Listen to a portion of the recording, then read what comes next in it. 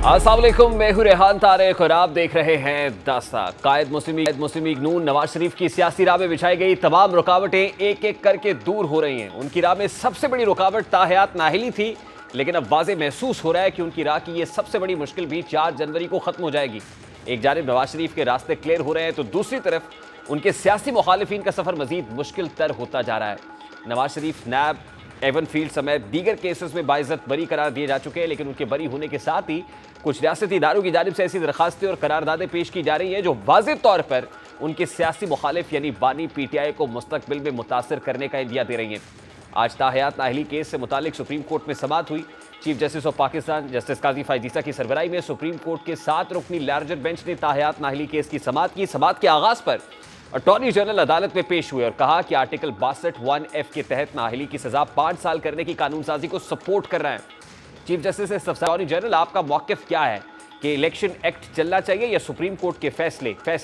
जिस पर attorney general ने जवाब दिया कि अदालत से दरखास्त है कि ताहयात नाहिली के फैसले का दोबारा जायजा लें। इलेक्शन एक्ट की तायीद करूंगा क्योंकि ये वफाक का बनाया गया कानून है। दौरान समाअत मीर बादशाह केसरानी के खिलाफ दरखास्त गुजार के वकील साकिब जिलानी ने भी ताहयात नाहिली की मुखालिफत की। वकील ने कहा कि मैंने 2018 में दरखास्त दायर की, जबकि 62(1)(f) के तहत ताहयात नाहिली का फैसला आया। अब इलेक्शन एक्ट में सेक्शन 232 शामिल हो चुका, इसलिए ताहयात नाहिली की हद तक इस्तदा की पैरवी नहीं कर रहा। चीफ जस्टिस ने इस्तफसार किया कि इलेक्शन एक्ट 2017 को क्या किसी ने अदालत में चैलेंज किया, जिस पर दरखास्त गुजार की जानिब से अदालत को बताया गया कि इलेक्शन एक्ट को कभी भी किसी ने अदालत में चैलेंज नहीं किया। चीफ जस्टिस ने पूछा कि क्या कोई ऐसी सूबाई हुकूमत है जो इलेक्शन एक्ट 2017 की मुखालिफत करे, जिस पर सूबाई एडवोकेट जनरल ने अदालत में मौक़िफ़ दिया कि तमाम सूबाई हुकूमतें इलेक्शन एक्ट 2017 को सपोर्ट कर रही हैं। इस मौके पर अटॉर्नी जनरल ने आइन का आर्टिकल 62-63 पढ़कर सुनाया। अटॉर्नी जनरल ने बताया कि कागजात नामजदगी के वक्त से 62 और 63 दोनों शराइत देखी जाती हैं। एंट्री पॉइंट पर दोनों आर्टिकल्स लागू होते हैं। चीफ जस्टिस ने कहा कि कुछ शकें तो हकाइक से मुताल्लिक हैं, वो आसान है, कुछ शकें मुश्किल हैं, जैसे अच्छे किरदार वाली शक। इस्लामी तालीमात का अच्छा इल्म रखना भी एक शक है। पता नहीं कितने लोग ये टेस्ट पास कर सकेंगे। इलेक्शन एक्ट की ये तरमीम चैलेंज नहीं हुई। जब एक तरमीम मौजूद है तो हम पुराने फैसले को छेड़े बगैर इसको मान लेते हैं। अटॉर्नी जनरल ने कहा कि तासुर ऐसा हो सकता है कि एक कानून से सुप्रीम कोर्ट फैसले को ओवरराइड किया गया। चीफ जस्टिस ने रिमार्क्स दिए कि हम तो गुनाहगार हैं और अल्लाह से माफ़ी मांगते हैं। आर्टिकल 62 में नाहिली की मुद्दत दर्ज नहीं बल्कि अदालत ने दी। अटॉर्नी जनरल ने कहा कि जब तक अदालती फैसले मौजूद हैं ताहयात नाहिली की डिक्लेरेशन अपनी जगह कायम है। चीफ जस्टिस ने रिमार्क्स दिए कि इलेक्शन एक्ट भी लागू हो चुका और इसको चैलेंज भी नहीं किया गया। जस्टिस मंसूर ने रिमार्क्स दिए कि सवाल यह है कि क्या ज़ेली आइनी कानून साजी से आइन में रद्दोबदल मुमकिन है। इस हवाले से चीफ जस्टिस ने कहा कि नाहिली की मुद्दत का तयन आइन में नहीं है, इस खला को अदालतों ने पुर किया। जस्टिस मंसूर अली शाह ने इस मौके पर अटॉर्नी जनरल से पूछा कि सवाल यह है कि क्या इलेक्शन एक्ट में दी गई नाहिली की मुद्दत आइन से ज़्यादा अहम तस्वुर होगी? क्या सुप्रीम कोर्ट के फैसले को ख़त्म करने के लिए आइन में तरमीम करनी पड़ेगी? क्या आइन में जो लिखा है इसे कानून साजी से तब्दील किया जा सकता है? जस्टिस मोहम्मद अली मजहर ने कहा कि आइन के आर्टिकल 62(1)(f) में नाहिली की मयाद का जिक्र नहीं है, जिस पर अटॉर्नी जनरल ने कहा कि सुप्रीम कोर्ट ने अपने फैसले में कहा था जब तक अदालती फैसला मौजूद है नाहिली ताहयात रहेगी। जस्टिस मंसूर अली शाह ने रिमार्क्स दिए कि कत्ल और मुल्क से गद्दारी जैसे संगीन जुर्म में आप कुछ अरसे बाद इंतखाबात में हिस्सा ले सकते हैं। उन्होंने इस्तफसार किया कि मामूली वजूहात की बुनियाद पर ताहयात नाहिली गैर मुनासिब नहीं लगती। चीफ जस्टिस ने कहा कि आर्टिकल 62(1)(g) और आर्टिकल 63(1)(g) की ज़बान एक सी है। आर्टिकल 63(1)(g) के तहत मुल्की सालमियत और नजरिए की खिलाफ वर्जी करने वाले की नाहिली 5 साल है। अटॉर्नी जनरल ने कहा कि अगर एक शख्स के खिलाफ मुकदमा हो तो वो 2 साल सजा काट कर वापस आ सकता है, मगर एक शख्स के खिलाफ मुकदमा ना हो बल्कि डिक्लेरेशन आ जाए तो वो दोबारा आ ही नहीं सकता। चीफ जस्टिस ने इस्तफसार किया कि क्या कोई शख्स हल्फिया तौर पर कह सकता है कि वो अच्छे किरदार का मालिक है? अगर 2002 में कायदे आज़म होते तो वो भी नाहिल होते। जस्टिस जमाल बंदूखेल ने कहा कि जब गैर मुंतखब लोग कवानीन बनाएंगे तो ऐसे ही होगा। इस मौके पर जहांगीर तरीन के वकील मखदूम अली खान अदालत में पेश हुए और उन्होंने मौक़िफ़ इख्तियार किया कि आर्टिकल 62(1)(f) के तहत नाहिली की मुद्दत 5 साल मुकर्रर करने के हक़ में हूँ। चीफ जस्टिस ने रिमार्क्स दिए कि जिस फौजी आमिर ने 1985 में आइन को रौंदा उसी ने आर्टिकल 62 और 63 को आइन में शामिल किया। जस्टिस मंसूर अली शाह ने कहा कि सवाल यह भी है कि 18वीं तरमीम में आर्टिकल 62 और 63 पर मोहर लगाई गई। दरखास्त गुजार सनाउल्लाह बलूच के 50 साल से कानून में अरकान की अहलियत का मयार तय है। चीफ जस्टिस ने रिमार्क्स दिए कि फिर इससे पहले कोई 62(1)(f) के तहत नाहिल क्यों नहीं हुआ। जस्टिस मंसूर अली शाह ने कहा कि झूठ बोलने पर सजा ताहयात है, कत्ल या गद्दारी पर सजा महदूद है और वो इलेक्शन भी लड़ सकता है। ये बात समझ से बालातर है। जस्टिस मंसूर अली शाह ने कहा कि 18वीं तरमीम में आर्टिकल 62 और 63 पर मोहर लगाई गई। जहांगीर तरीन के वकील ने कहा कि सुप्रीम कोर्ट ने ताहयात नाअहली के फैसले में आर्टिकल 62 और 63 को अलग अलग देखकर गलत फैसला किया। ताहम इस मौके पर चीफ जस्टिस ऑफ पाकिस्तान की जानिब से दीगर जो अदालत में लोग मौजूद थे उनसे पूछा गया कि अगर कोई इसकी मुखालिफत में यानी इलेक्शन एक्ट की मुखालिफत में बात करना चाहता है तो वो भी आ सकता है। बाकायदा तौर पर बैरिस्टर शुएब शाहीन का नाम लेकर पूछा गया कि अगर वो मौजूद हैं तो वो रोस्टम पर आ जाएं, हो सकता है कि वो इसकी मुखालिफत करें। दौरान समाअत चीफ जस्टिस ने कहा कि इस केस से ये तासुर ना लिया जाए कि अदालत किसी मखसूस जमात की हिमायत कर रही है। एक आईनी मसला है जिसको एक ही बार हल करने जा रहे हैं। कोशिश होगी कि 4 जनवरी को केस की समाअत मुकम्मल करें और मुशावरत के बाद अदालती मावन भी मुकर्रर कर सकते हैं। बाद सुप्रीम कोर्ट ने ताहयात नाअहली से मुताल्लिक केस 4 जनवरी दिन 11:30 बजे तक मुलतवी कर दिया। सुप्रीम कोर्ट की समाअत और इस समाअत के दौरान जजेस के रिमार्क से ऐसा तासुर मिल रहा है जैसे सुप्रीम कोर्ट ताहयात नाअहली के मसले को एक ही बार में हल करने का इरादा रखती है। ताहयात नाअहली की बजाय इलेक्शन एक्ट को तस्लीम कर लिया जाएगा और अगर ये एक्ट अदालतों की जानिब से भी तस्लीम कर लिया गया तो फिर नाअहली की ज़्यादा से ज़्यादा मुद्दत 5 बरस करार पाएगी। ऐसा हुआ तो नवाज शरीफ, जहांगीर तरीन ना सिर्फ फैसले से मुस्तफ़ीद होंगे बल्कि मुस्तकबिल में पीटीआई के बानी भी इसका फ़ायदा उठा सकेंगे। गो के बानी पीटीआई के रास्ता रोकने के लिए कुछ इदारे सरगर्म हैं। नैब की तरफ से ये याद दहानी कराई जा रही है कि नैब ऑर्डिनेंस के अंदर ये लिखा है कि सज़ा याफ्ता शख्स की जो नाअहली है वो 10 साल होनी चाहिए और इस्लामाबाद हाई कोर्ट को एक दरख्वास्त लिखी गई। सेनेट में बहरामंद तंगी की जानिब से पेश करदा करारदाद अक्सरियत से मंजूर हो गई है जिसमें मौक़िफ़ अपनाया गया कि फ़ौज और सिक्योरिटी एजेंसीज़ के खिलाफ फर्जा सराई में मुलविस अफराद किसी भी अवामी ओहदे के लिए 10 साल तक के लिए नाअहल करार दिए जाएंगे। इस सारे मामले पर बात करेंगे। सबसे पहले पाकिस्तान मुस्लिम लीग नून के सीनियर रहनुमा नकवी साहब ने भी ज्वाइन किया है। अस्सलाम वालेकुम निहाल साहब, बहुत बहुत शुक्रिया आपके वक्त के लिए। ताहयात नाअहली से मुतालिक सुप्रीम कोर्ट का 7 रुकनी लार्जर बेंच केस की समाअत कर रहा है और अगर आज के रिमार्क्स देखे जाए तो क्या फिर ये कहा जा सकता है वही नून लीग जो माजी में किसी और के हक में फैसला आने पर उसको अदालती लाडला करार देती थी, तो आज ये समझ लिया जाए कि नून लीग खुद अदालती लाडला इस वक्त? बिस्मिल्लाहिर्रहमानिर्रहीम। नहीं, हम अदालती लाडले नहीं है, हम अवामी लाडले हैं। पाकिस्तान की अवाम जो है वो हमसे बहुत लाड करती है, तो हम अवाम के लाडले हैं। और अगर आईने पाकिस्तान के मुताबिक हम चले और अदालत हमें कोई रिलीफ दे तो कोई किसी की जबान को आप रोक नहीं सकते, जो चाहे जो बोल सकता है बोले। हम अगर किसी के लाडले नहीं, हम अपने अवाम के लाडले। तो निहाल साहब, ये तो फिर मीठा मीठा हप और कड़वा कड़वा थू के मुतरादिफ नहीं है कि जब अदालतें आपके हक में फैसला करें तो फिर अदालतें ठीक हैं, अगर अदालतें आइन और कानून के तहत फैसला ऐसा करें जो आपको भाता ना हो तो फिर अदालतें ठीक नहीं है, फिर वो किसी और के साथ लाड प्यार कर रही हैं। तारिक भाई, ये बताएं कि क्या जो फैसले साकिब निसार ने किया, आसिफ शहीद खोसा ने किया, वो आइन और कानून के तनाजुर में था कि एक आदमी के खिलाफ केस शुरू हुए बगैर उसे लाइफ टाइम नाअहल कर दिया जाए? ये तो कोई फैसला ना था ना, ये तो अदालती लाडला कोई और था ना। मैं तो सवाल कर रहा हूँ कि आज अदालती लाडले आप हैं। हम कभी अदालती लाडले नहीं रहे, ना हम किसी के लाडले रहे। हम अवाम के अलावा किसी के लाडले नहीं रहे और हम अपने काम और अपने किरदार की वजह से जाने जाते हैं। तो फिर अदालत पे जो अटैक हो रहा है गुज़श्ता 2-3 रोज से, खासतौर पे पेशावर हाई कोर्ट से मुतालिक मीडिया टॉक्स हुई, प्रेस कॉन्फ्रेंसेस हुई, क्या वो होनी चाहिए थी? देखिए, आप हर इंडिविजुअल का अपना हक है, उनकी राय है, वो अपने हक और अपने राय का इजहार करते हैं। हम हर किसी की जबान बंदिश तो नहीं कर सकते। पाकिस्तान के आर्टिकल 19A जो है वो इजहार राय की आज़ादी देता है हर किसी को। और सबसे बढ़ के आप लोग जो हमें मौक़े फराहम करते हैं, मीडिया के लोग, मीडिया इंडस्ट्री, वो अगर मीडिया इंडस्ट्री ये मौक़े ना फराहम करे, ये बातें नशर ना करे तो फिर तो ये किसी को भी ना मालूम हो। अदालतों को प्रेशराइज करके फैसले लेना ठीक अमर है? नहीं, हमने कभी प्रेशराइज नहीं किया। हम हमेशा कहते हैं कि आइन और कानून के मुताबिक फैसले होने चाहिए। मियां साहब अहल होने जा रहे हैं? मियां साहब ऑलरेडी अहल हो चुके हैं कि आइन पाकिस्तान के आर्टिकल 62 और 63 ये कहती कि कौन आदमी अहल नहीं है, तो उस जमुरे में मियां साहब अहल है।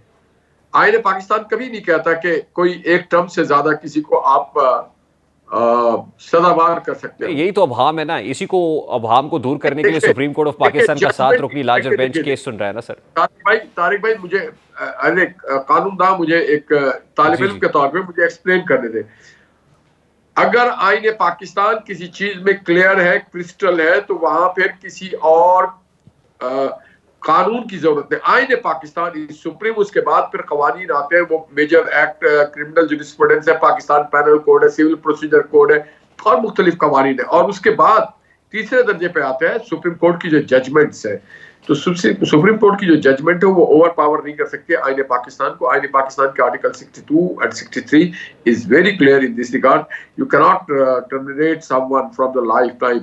आप एक टेन्योर के लिए तो कर सकते हैं, पूरी दुनिया में नहीं है, पूरी दुनिया में नहीं है, टेन्योर से ज्यादा नहीं है। ये तो हक सिर्फ अवाम पाकिस्तान का है कि वो किसी को वोट ना दे करके हर टेन्योर में उसे नाअहल कर सकता है। मगर ये 2-3 लोगों को ये राय हक नहीं है कि अपने बेसिस पे कोई वजूहात ना हो और आप उसको लाइफ टाइम डिबार कर दे या नाअहल कर दे। ये बहुत ही गैर आईनी। आज जो remarks chief justice of Pakistan ने दिए वो रिमार्क्स भी इंतहाई गैर मामूली अहमियत के हामिल थे। कोई तौबा कर लेता है, तौबा का दर तो यकीनन खुला रहता है, अगर कोई तौबा कर लेता है तो उसको ताहयात नाअहल तो फिर भी नहीं होना चाहिए, ये बात दुरुस्त है। तो आपको क्या लगता है आज जो बानी चेयरमैन पीटीआई हैं, अगर उन पे नाअहली की तलवार लटक रही है तो क्या उन्हें भी अहल करार दे दिया जाना चाहिए? और ख़ास तौर पे भी ज़मनन इसमें जो पटिशनर है उन्होंने एक केस के अंदर ये कहा कि भी जो सज़ा मअतली होती है उसके साथ साथ अगर फैसला भी मअतल हो जाए तो बहुत दुरुस्त होगा। तो अगर फैसला उनके केस पे मअतल हो जाता है तो नाअहली ख़त्म हो सकती है, तो क्या आपको काबिल कबूल होगा? देखिए, जो भी आइन और कानून के मुताबिक होगा यकीनन 100% हमें काबिल कबूल होगा। हम कौन होते हैं कि एक आइन और कानून के जो मुतसादिम कोई फैसले आ जाए उसको हम कबूल ना करें और एक चीज को कबूल करें। जो आइन और कानून के तनाज़ुर में होगा वो हमारे लिए हमेशा काबिल कबूल था, है और रहेगा आइंदा भी इंशाअल्लाह। अब पार्लियामान ने जो कानून साजी की है उसके मुताबिक तो नाअहली की सज़ा 5 साल रख दी गई है। आज चेयरमैन नैब ने इस्लामाबाद हाई कोर्ट में जो प्रेयर की है, उन्होंने कहा है कि नैब से सज़ा याफ्ता जो मुजरमान है उनकी सज़ा, नाअहली की सज़ा 10 साल होनी चाहिए। तो क्या देख रहे हैं कि आपके इस वक्त पॉलिटिकल अपोनेंट्स के ऊपर उफ्ताद गिर रही है तो नाअहली 10 साल होगी? नहीं, मैं समझता हूँ कि नैब के फरमाइश पे कोई काम नहीं हो सकता। उसकी वजूहत ये है कि इसके लिए एक फोरम जो है आइन साजी के लिए, ना सुप्रीम कोर्ट है उसके लिए फोरम, ना कोई इदारे का चेयरमैन है, ना डीजी है, ना डायरेक्टर है, ना कोई जज साहबान है, ना कोई ब्यूरोक्रेसी है। इसके लिए सिर्फ और सिर्फ एक ही फोरम होता है आइन साजी करने के लिए, वो है पार्लियामेंट। वो कौमी असम्बली हो, सेनेट हो, सूबाई असम्बली हो, इवन बल्दियात की जो हाउस है वो भी एम्पावर्ड है अपने कानून साजी के लिए। लास्टली निहाल हाशमी साहब, जावेद लतीफ़ साहब ने एक प्रेस कॉन्फ्रेंस की कि जी लेवल प्लेइंग फील्ड मिलनी चाहिए। तो लेवल प्लेइंग फील्ड इससे ज़्यादा नून लीग के लिए क्या होगी? क्या अब नून लीग विकेटें उखाड़ना चाहती है? लेवल प्लेइंग फील्ड किससे चाहिए अब आपको? देखिए जी, विकेटें तो हमारी उखाड़ दी गई थी 2018 में, जब हमारी क़यादत को गिरफ्तार कर लिया गया, सबको नाअहल कर दिया गया, आरटीएस को बैठाल दिया गया। आज हम चाहते हैं लेवल प्लेइंग, मतलब सिंध में लेवल प्लेइंग ग्राउंड हमारे पास नहीं है। सिंध में सारे जो कुछ है वो कुछ सबको पता है कि किस तरह से यहाँ पे ऑपरेट किया जा रहा है, और पाकिस्तान में भी हमारे लिए लेवल फील्ड नहीं है। ये तो किसी और को मजलूम बनाने के लिए कोशिश की जा रही है। ये कोशिश कौन कर रहा है? मजलूम कार्ड नहीं चलना चाहिए। आप ये बता दिए क्या किसी को मजलूम बनाने की कोशिश कौन कर रहा है? सर लास्टली वेरी क्विकली बताइए, फिर मुझे साबिक सदर supreme court bar association join कर गया। क्वार्टर्स के लोग किसी को मजलूम बनाने की कोशिश कर रहे हैं, जिन्होंने पाकिस्तान के मईशत पे जुल्म किया, माशरत पे जुल्म किया, मीडिया पे जुल्म किया, नौजवानों पे जुल्म किया, हमारी तहजीब तमद्दुन पे जुल्म किया, कश्मीर को सौदा करके उस पर जुल्म कर लिया। वो उन्हें मजलूम बनाने की कोशिश की जा रही है। जो पाकिस्तान के इदारों पे हमला कर रहे हैं उनके ऊपर भी उन्हें भी मजलूम बनाने की। निहाल हाशमी साहब पाकिस्तान मुस्लिम लीग नून के रहनुमा हमारे साथ मौजूद थे। इस वक्त साबिक सदर supreme court bar association Abid Zubairi ने हमें ज्वाइन कर लिया। उनसे जानेंगे कि इलेक्शन एक्ट प्रिवेल करेगा, इसमें जो तरमीम हुई है वो प्रिवेल करेगी, फिर judgement supreme court of Pakistan की प्रिवेल करेगी। आबिद जुबैरी साहब अस्सलाम वालेकुम, बहुत बहुत शुक्रिया आपके वक्त के लिए। अब ताहयात नाअहली से मुताल्लिक केस चल रहा है, 7 रुकनी लार्जर बेंच ने आज इसकी समाअत की है। अटॉर्नी जनरल समेत तमाम एडवोकेट जनरल्स ने इलेक्शन एक्ट के पलड़े में अपना वोट डाला है। तो what are you looking at? क्या इलेक्शन एक्ट ही प्रिवेल करेगा या जो जजमेंट है सुप्रीम कोर्ट ऑफ पाकिस्तान की ताहयात नाअहली की वो प्रिवेल करेंगे? देख तो उनको पहले ही फायदा हो चुका है। उनके तो कागजात नामजदगी जो थे कागजात वो तो वैसे ही कबूल हो गए। अब ऑब्जेक्शन आए, बिल्कुल इनको फायदा होगा इससे, क्योंकि मेरा व्यू है कि सुप्रीम कोर्ट इस नाअहली को कह देगा कि 5 साल की नाअहली है। लेकिन मेरा व्यू हमेशा से ये रहा है कि आईनी ये जो इंटरप्रिटेशन कोर्ट ने जो दी होती है, एक आईनी तरमीम की दी थी, आइन की दी थी 62(1)F जो है 62(1)F कि जिसके अंदर पीरियड नहीं दिया हुआ और डिक्लेरेशन ऑफ कोर्ट है, जब तक वो डिक्लेरेशन रहता है तो इसलिए ताहयात पाबंदी होगी। ये मेरे भी केस में था 2013 में मोहम्मद खान जुनैजो साहब का केस था, उसके अंदर भी उन्होंने ताहयात उसकी नाअहली दी थी। तो ये इशू नया नहीं है नवाज शरीफ के केस में, इससे पहले भी ये सारे इश्यूज आए थे जिसके अंदर उन्होंने नाअहल किया था लोगों को ताहयात। लेकिन अब देखिए ये व्यू है कि पार्लियामेंट, आज एक जस्टिस मंसूर अली शाह ने भी सवाल किया था, लेकिन मेरा व्यू ये है कि कोर्ट का इस तरफ देखिए फैसला तो अदालत ने देना है, मैटर सब जुडिस है, लेकिन मेरा व्यू यही है कि कोर्ट यही कहेगी, कह सकती है कि जी क्योंकि मुकन्ना ने हद इसमें 5 साल की मुकर्रर कर दी है, तो हैंस अब जो भी डिस्क्वालिफिकेशन होगी इस 62(1)(f) की, वो उसकी मुद्दत भी 5 साल होगी। और इसके लिए कोई कॉन्स्टिट्यूशनल अमेंडमेंट नहीं चाहिए, जैसे आप पहले की बात कर रहे हैं, सनाउल्लाह बलूच केस के नज़ायर भी सामने रखे थे। मेरा व्यू यही है कि जी कॉन्स्टिट्यूशनल अमेंडमेंट की जरूरत है, लेकिन नेचुरली ये मेरा एक पर्सनल व्यू है सर। इसमें एक इंपॉर्टेंट चीज ये है कि दरखास्त गुजार की तरफ से ये रिक्वेस्ट भी की गई कि कन्विक्शन की सूरत में सजा के साथ साथ फैसला भी मुअत्तल होना चाहिए। तो क्या ये सजा भी मंजूर की जा सकती है? अगर ये हो जाए तो इसके बाद एक बड़ी इंपॉर्टेंट डेवलपमेंट हो सकती है।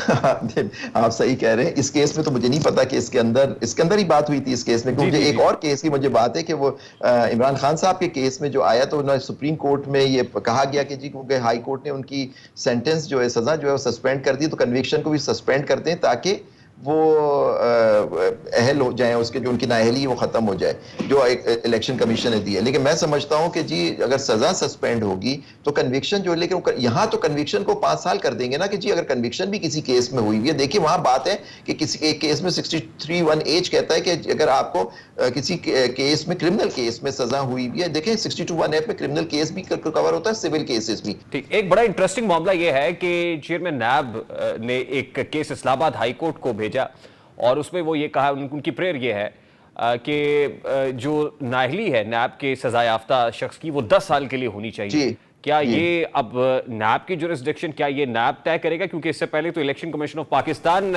ये नाअहली के हवाले से जो फैसला है वो करता है, तो क्या ये नहीं, नैब के देखिए आर्टिकल 62(1)(p) है, आप पढ़ें 1p कि वो अगर जो पीरियड उसमें दिया हुआ है किसी लॉ के तहत, वो प्रिवेल करेगा। नैब के ऑर्डिनेंस में 10 साल की नाअहली है तो वो प्रिवेल करेगी। नैब का केस उसमें कवर्ड होगा, 61(h) में नहीं होगा, 63(1)(p) में। अब तो दोनों चीजों को पैरेलल इस तरह से देखना है ना कि एक तरफ नवाज शरीफ साहब की नाअहली खत्म हो रही है, दूसरी तरफ एक नई दीवार खड़ी हो रही है। हाँ, वो तो हम सब देख रहे हैं सर, वो तो इस मुल्क का सिस्टम है सर, वो सिस्टम। एक और करारदाद भी पेश हुई है सेनेट के अंदर और मंजूर भी कर ली गई है, और पीटीआई के लोगों ने भी मंजूर की है, सेनेटर बहरामन तंगी की, कि फौज के खिलाफ जो मनफी प्रोपेगेंडा करते हैं उनको भी 10, अगर पब्लिक ऑफिस होल्डर है तो 10 साल के लिए नाअहल होना चाहिए। हाँ, ये रेजोल्यूशन से कुछ नहीं होता, लॉ पास करें ना सर। करारदाद जो होती है वो देखें उसकी वैल्यू होती है। सेनेट ने करारदाद पास की, जैसे फलस्तीन के ऊपर, गजा के ऊपर करारदादें पास होती हैं, लेकिन जो लॉ, जो कानून होता है बात आपकी दुरुस्त है सर, लेकिन मैं ये कह रहा हूं कि 10 साल की नाअहली कहीं ना कहीं किसी के लिए प्लान हो रही है। व्हाट आर यू, आपका एनालिसिस क्या है इस पे? जी उनके लिए तो ताहयात, उनके केस में ताहयात की प्लानिंग होगी सर। नहीं, ताहयात नाअहली का मामला तो सुप्रीम कोर्ट ऑफ पाकिस्तान खत्म कर देगा ना सर। नहीं, वो हो सकता है चेंज हो जाए। नहीं, वो उसके बाद फिर पार्लियामान को कानून साजी करनी पड़ेगी। कानून साजी करके वो कर देंगे सर। बड़ी कुनूती। आपने पिछले दिनों देखा जिस तरह से कानून साजी हुई, एक दिन में 50-10 लोग बैठे होते थे और कानून बन जाता था सर, तो फिर आइंदा भी हो सकता है सर। नहीं, वैसे ये जो मामला है ताहयात नाअहली वाला, इसमें तो सुप्रीम कोर्ट बार एसोसिएशन, और मुझे याद है एहसन भून साहब ने भी चीफ जस्टिस ऑफ पाकिस्तान को लिखा था, बल्कि चैम्बर में उनसे मुलाकात की थी कि ये मामला नहीं होना चाहिए, और 184(3) में रिव्यू पिटीशन के हक के लिए भी जो बार एसोसिएशन है वो फाइट करती रही है। जी हमने भी किया, हम भी नाअहली के खिलाफ हैं, लेकिन मेरा व्यू यही है कि मेरा नाअहली के हम लोग सब खिलाफ हैं कि किसी की नाअहल ताहयात नहीं होना चाहिए। सिर्फ तरीक़ेकार पे थोड़ा इख्तिलाफ है। तरीक़ा जो मैं समझता था कि कानून, क्योंकि एक जजमेंट्स आ गई थी समीउल्लाह बलोच वगैरह, नेचुरली वो अब रिव्यू कर देगा कोर्ट, हो सकता है ये जो केस चल रहा है और ये बड़ी लार्जर बेंच है, वो उनको सेट असाइड भी कर सकते हैं और वो कह सकते हैं कि जी ये इनकी इंटरप्रिटेशन सही नहीं थी उस बेंच की। अब ये है, हम इंटरप्रेट ये करते हैं कि जो कानून साजी हो उसके तहत। लेकिन अभी तक मेरा व्यू यही था कि जब तक कोई एक आपके अंदर कॉन्स्टिट्यूशन की कोई कोर्ट इंटरप्रिटेशन कर देता है तो उससे उसको चेंज किया जा सकता है एक आईनी तरमीम के साथ। तरमीम पार्लियामेंट नहीं करनी है, लेकिन आईनी तरमीम के सिंपल लेजिस्लेशन से नहीं, ये बस फर्क है सर। अच्छा, लास्टली आबिद ज़ुबैरी साहब, सुप्रीम कोर्ट ऑफ पाकिस्तान कल पाकिस्तान तहरीक-ए-इंसाफ की एक और दरखास्त पर समाअत करने जा रही है जो लेवल प्लेइंग फील्ड से मुताल्लिक है। तो सुप्रीम कोर्ट भी और इलेक्शन कमीशन ऑफ पाकिस्तान भी वाज़ेह अहकामात दे चुकी कि लेवल प्लेइंग फील्ड दी जाए। तो आपको क्या लगता है कि ये सुप्रीम कोर्ट ऑफ पाकिस्तान क्या मुमकिन बना पाएगी कि तमाम पार्टीज को और पर्टिकुलरली पीटीआई जो दरखास्त लेके जा रही है उसको लेवल प्लेइंग फील्ड मिल सके? नहीं, बिल्कुल सुप्रीम कोर्ट ने देखिए इलेक्शन की तारीख, हमारी केस था, मैं ही केस लेके गया था, उसमें उन्होंने 8 तारीख फाइनली बड़े मुश्किल से फिक्स की। वो लोग तो तैयार तारीख तय करने के लिए तैयार नहीं थे। सुप्रीम कोर्ट ने एक तारीख उनसे तय करवाई 8 फरवरी पे इलेक्शन करवाने की। और फिर अब इनको देखना, फ्री एंड फेयर इलेक्शन तो कराना इलेक्शन कमीशन का काम है। अगर कोई किसी जमात को, उनके लोगों को शिकायत है कि उनको ये मौका नहीं मिल रहा, तो कोर्ट को चाहिए, कोर्ट को इंश्योर करना है। लेकिन कोर्ट ने 8 फरवरी को तो पत्थर पे लकीर कहा हुआ है, खासतौर पे इस कॉन्टेक्स्ट में भी कि जेयूआईफे भी लेवल प्लेइंग फील्ड का मुतालबा कर रही है और खुसूसी तौर पे एक दरखास्त भी उन्होंने इलेक्शन कमीशन में जमा करा दी है कि सिक्योरिटी सिचुएशन ठीक नहीं है, तो इलेक्शन कमीशन जो है वो मेक श्योर करे कि जो सिक्योरिटी है वो भी प्रोवाइड की जाए और तमाम जिम्मेदार इदारों से। बिल्कुल सही कहिए, हर पार्टी का हक है कि उनको लेवल प्लेइंग फील्ड मिलना चाहिए। बिल्कुल सही किया उन्होंने। अगर वो समझते हैं तो ये इलेक्शन कमीशन का काम है कि सिक्योरिटी इदारों से कहें कि जो उनकी शिकायत का इजाला करें, जेयूआई का या किसी और पार्टी का, जैसे हर जो जमात है उसको सबको प्लेइंग फील्ड, ये मेरा आपका इख्तियार होना चाहिए कि हम किसको चुनते हैं अपना पार्लियामेंटेरियन। सर 8-10 रोज की कोई विंडो भी बन सकती, कोई गुंजाइश भी निकल सकती है 8 फरवरी की तारीख में, आपको लगता है नहीं अब ये मामला अटल है? नहीं सर, अभी तो सुप्रीम कोर्ट ने क्योंकि कहा भी, और चीफ जस्टिस ने हमारे सामने ही कहा था, जब मैं हमारी पटिशन में कहा था कि ये पत्थर पे लकीर है, तो इंशाल्लाह वो इंश्योर करेंगे कि 8 फरवरी को ही इलेक्शन हो। सर बहुत बहुत शुक्रिया।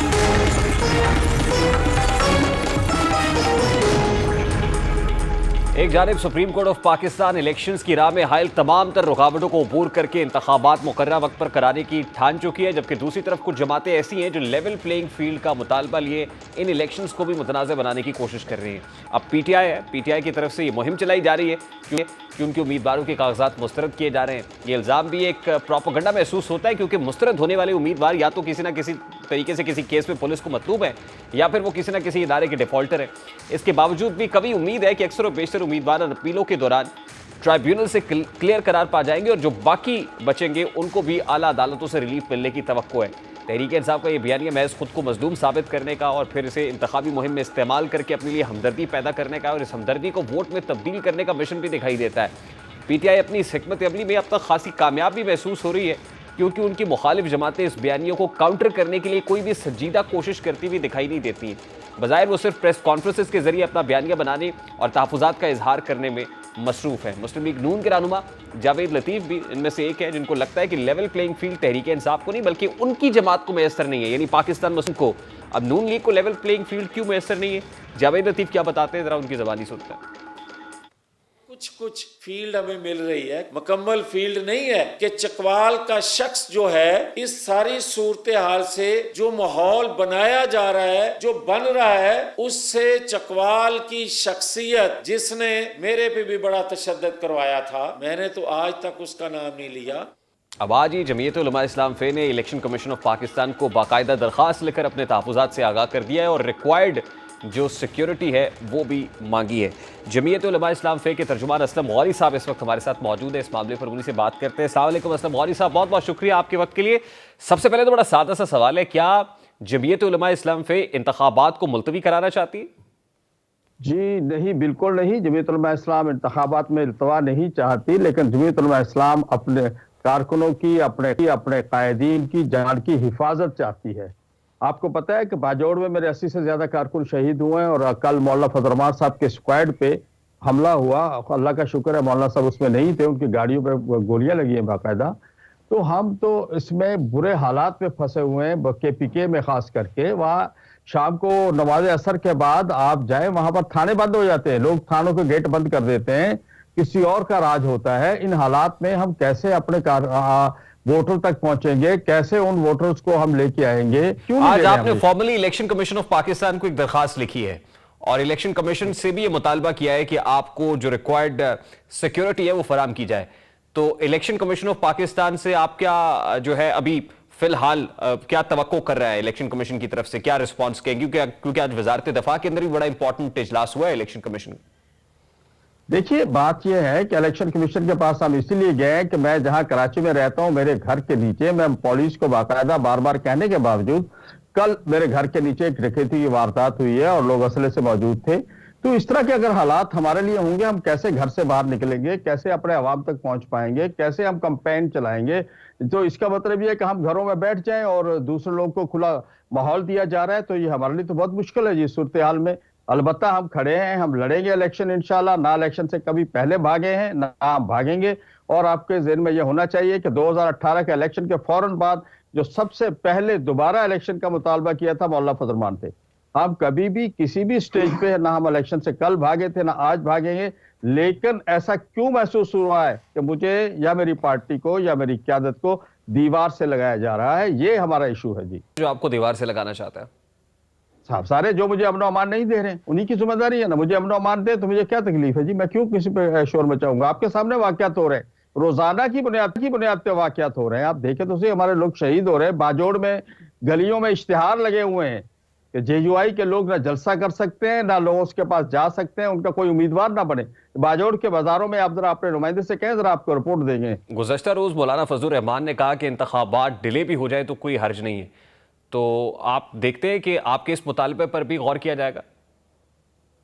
देखिए, ये मसला हमें इंतखाबात डिले नहीं कराना, हमें तो सिर्फ मैंने जो अर्ज किया आपसे सिक्योरिटी पॉइंट ऑफ व्यू से कह रहे हैं। दूसरी बात यह कि इस वक्त इंतहाई सर्दी आ चुकी है हमारे तमाम हलकों में, इसको सिर्फ हम फेस कर रहे हैं। फाटा में पुराना फाटा जो है वो सारे हलके हमारे हैं, वहां से हम जीतते हुए आ रहे हैं। लोरा लाई है, कल्लात है, ये वो सारे एरिए है, पशीन है, यहाँ चमन है, जहाँ से जमीयत उलमा इस्लाम ज़ोब है, जमीयत उलमा इस्लाम जीतती है। अब मेरे पूरे इलाकों में शदीद सर्दी है, वहाँ के लोग जो है शिफ्ट होके गर्म इलाकों में आ जाते हैं और सर्दियों के दिनों में वहाँ नहीं होते। उनको हम कैसे वापस पोलिंग स्टेशन तक ले जाएंगे, क्या सूरत बनेगी, तो इसलिए हम इन सब चीजों को सामने हमने मद्देनजर रखा हुआ है। वैसे 1970 ऑनवर्ड्स मुल्क में इंतखाबात इंतहाई शदीद मौसम में भी हुए हैं, तो ये बात आपको लगता है कि ये कोई बेहतर जवाब है? नहीं, ये बेहतर जवाब इसलिए कि हमें मेन चीज हमारी सिक्योरिटी है। और ये ठीक है, आप दुरुस्त फरमा रहे हैं, लेकिन 1970 का माहौल और था और आज का माहौल और है। और ऐसा ना हो कि हम जो है लोग पहले ही बददिल हो चुके हैं। जो कुछ 2018 में तमाशा हुआ इंतखाबात के नाम पर, लोग इंतखाबात से बदजन हो चुके हैं। ये ना हो कि आपके पोलिंग स्टेशन खाली रहे, पोलिंग बूथ खाली रहे और फिर उसी तरह का एक दौरानिया हो जो 2018 में हुआ था कि फिर डब्बे भरे जाएं और फिर हमें फिर रोडों पे आना पड़े जी। इन केस आप अपने वोटर को मोबिलाइज करने में नाकाम रहते हैं या बावजूद लोग पोलिंग स्टेशन पर नहीं पहुंच पाते, तो क्या इंतखाबात का बायकॉट करने का इरादा भी रखती है जेयूआईएफ, या आप इंतखाबात के बाद रद्द-ए-अमल का इजहार करेंगे? जी बिल्कुल हम नहीं रखते इंतखाबात का बाइकाट, हर हाल में करेंगे। मौजूदा हालात में हम इंतखाबात लड़ेंगे, कोई बाइकाट नहीं करेंगे। लेकिन हमारा जो मुतालबा इलेक्शन कमीशन से है या मुल्क के मुख्तदर अदारों से है या सिक्योरिटी अदारों से है, तो वो मेरा जायज मुतालबा है, उसमें कोई नाजायज बात नहीं। लेकिन जो मुतालबा आप कर रहे हैं कि ये मुतालबा को ओवरनाइट तो हल नहीं हो सकता ना। ये जो प्रॉब्लम है, आप ये कहें कि ओवरनाइट हल हो जाएगा या चंद रोज बाकी है ठीक हो जाएगा, ये तो प्रैक्टिकली पॉसिबल दिखाई नहीं देता है। देखें, जब हम थोड़ा सा काम करते हैं तो सब कुछ हो जाता है पाकिस्तान में। हमें जरा संजीदा होना होगा इन मामलात में, और अगर हम संजीदा होकर इन मामलात को देखेंगे, तमाम सियासी जमातों को देखना चाहिए। और यही मौलाना साहब से जब जो आपने मुझे क्वेश्चन किया, जब मौलाना से ये सवाल किया गया, तो मौलाना क्या 10, 15, 20 दिन या महीना आगे पीछे करने से कोई फर्क नहीं पड़ता। हम ये नहीं चाहते कि सालों के हिसाब से आगे पीछे हो जाए।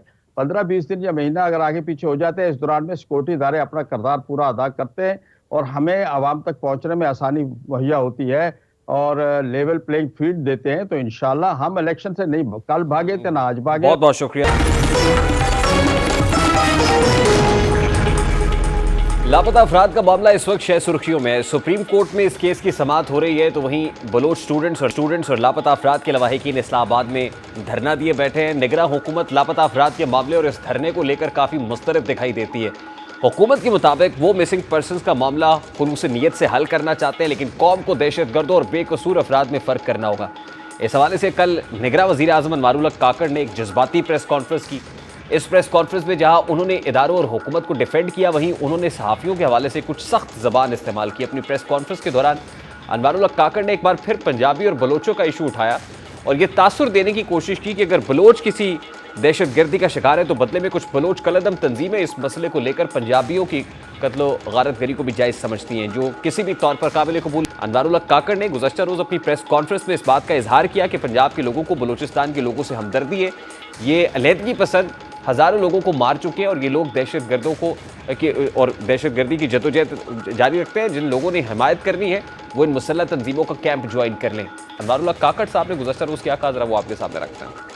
एहतजाज और उनके लिए बोलने का हक है, क्योंकि उनके तो प्यारे हैं, हम समझते हैं इस चीज को। अगर इनमें से जिसने उस कैंप में वो समझता है कि वो हक पर है, जाके उनके साथ खड़ा होकर लड़ ले। खरगोश, कुत्ता, पंजाबी, इसका कत्ल बलूचिस्तान में जायज है, करा ले कानून साजी, उसके बाद हम भी चुप हो जाएंगे। जिसको देखो अपने आप को बहुत बड़ा हमदर्द समझता है। आप क्यों पहले बात को समझते क्यों नहीं है? इन्वेस्टिगेटिव जर्नलिज्म मेरा काम है। वो जी बलूचिस्तान का वजीर आजम है, डंडे मारे हैं। ये जो 4000 आदमी कत्ल हुए हैं, इस पे लबकुशाई बनती है नहीं बनती है? मुझे तो पूरे पाकिस्तान से गिला है जिसको अभी तक बात ही नहीं समझ आ रही। मेरा उन लवाकिन से फिर कह रहा हूं, नहीं है झगड़ा। मुझे ये जाली हमदर्द, झूठे हमदर्द, इनसे मेरा मसला है।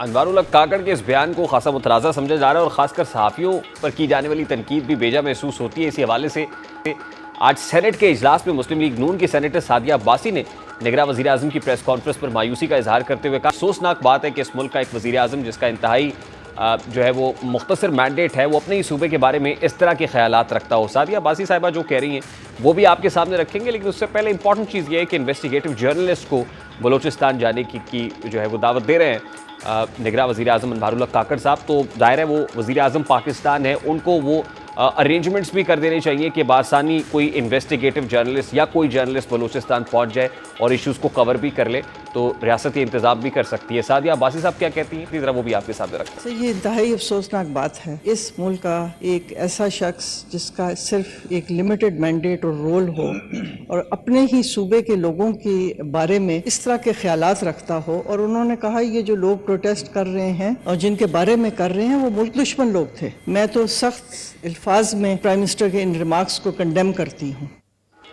दूसरी जानिब आज सूबे खैबर पख्तूनख्वा में भी एक हौलनाक वाक़या पेश आया है। शिमाली वज़ीरिस्तान में नामालूम अफराद ने अगवा करके 6 हुज्जाम कत्ल कर दिए और मकामी पुलिस ने बताया कि मकतूलेन की मीर अली बाज़ार में हुज्जाम की दुकानें थी और इन तमाम अफराद का ताल्लुक जनूबी पंजाब से है। पुलिस के मुताबिक रात के वक्त नामालूम अफराद ने तमाम दुकानदारों को अगवा किया और आज सुबह मीर अली बाज़ार के करीब से उनकी लाशें बरामद हुई। तो इंतहाई कॉन्ट्रोवर्शियल डोमेन में ये इशू दाखिल होता जा रहा है। ज़रूरत इस के बतरीके एहसन रियासत इन तमाम तर मुजाहिरीन को सुनकर इनको डिस्पर्स भी करते ताकि ये इशू जो है वो डिफ्यूज़ हो। और ख़ास तौर पे जो लापता अफराद का मामला है उस हवाले से एक कमीशन भी तश्कील दिया गया। माजी में वज़राए आज़म भी जो है सुप्रीम कोर्ट ऑफ पाकिस्तान में तलब किए जाते रहे, पेश होते रहे, लेकिन लापता अफराद का जो मामला है वो जू का तू बरकरार है। तो यकीनन रियासत के ऊपर ये रिस्पॉन्सिबिलिटी भी है कि इस इशू को फौरी तौर पर रिजॉल्व करे ताकि मुस्तकबिल में ऐसी कॉन्ट्रोवर्शियल डोमेन में ना तो स्टेटमेंट्स देने पड़े और ना ही इस पर मजीद बात हो। Governor state bank Jamil Ahmed ने माली साल 2023 की मईशत पर सालाना रिपोर्ट जारी कर दी और इस रिपोर्ट में गवर्नर स्टेट बैंक की जानिब से जहां माली साल 2023 में पेश आने वाली मुश्किलात का जिक्र किया गया है, वहीं साल 2024 में जो उम्मीदें हैं वो भी बांधी हैं। रिपोर्ट के मुताबिक कौमी सतह पर महंगाई में इजाफे की मजमूई शरह 29.2% रही और महंगाई का सबब बनने वाली माशी सरगर्मियों की बुलंद शरह सूद से हौसला शिकनी की गई, जबकि 2024 के माली साल में अफराते ज़र की शरह कम होकर तकरीबन 20 से 22% तक रहने की तवक्को है। रिपोर्ट में यह भी कहा गया है कि रवा माली साल के दौरान कीमतों में अफराते ज़र में कमी, करंट अकाउंट डेफिसिट कम होने और GDP में इजाफे का इम्कान है, लेकिन साथ ही इस रिपोर्ट में इस खदशे का इजहार भी किया गया है कि ये सब उसी वक्त ही मुमकिन होगा कि अगर जुग्राफियाई सियासी तनाव, गैर मुतवक्के मौसमियाती तब्दीलियों के वाक़यात और आलमी अजनास की कीमतों में गैर रिवायती तब्दीलियों का इम्कान ना हो या ऐसा खदशा ना गुजरे। तो ये कुछ इंपॉर्टेंट डेवलपमेंट्स है। स्टेट बैंक की जो फोरकास्टिंग है वो जो साल में जो आने वाली खुशखबरी है उस हवाले से बड़ा इंपॉर्टेंट है। करंट अकाउंट डेफिसिट अगर कम हो जाता है, GDP बेहतर होता है और जो हेडलाइन इन्फ्लेशन है उसमें कमी वाक़ई होती है, तो कहीं ना कहीं कोई रिलीफ तो आम आदमी तक पहुंच सकेगा। प्रोग्राम का वक्त अपने इख्तिताम को पहुंचा। आपसे मुलाकात होगी इंशाल्लाह कल। अपना रखिए ख्याल। अल्लाह हाफ़िज़।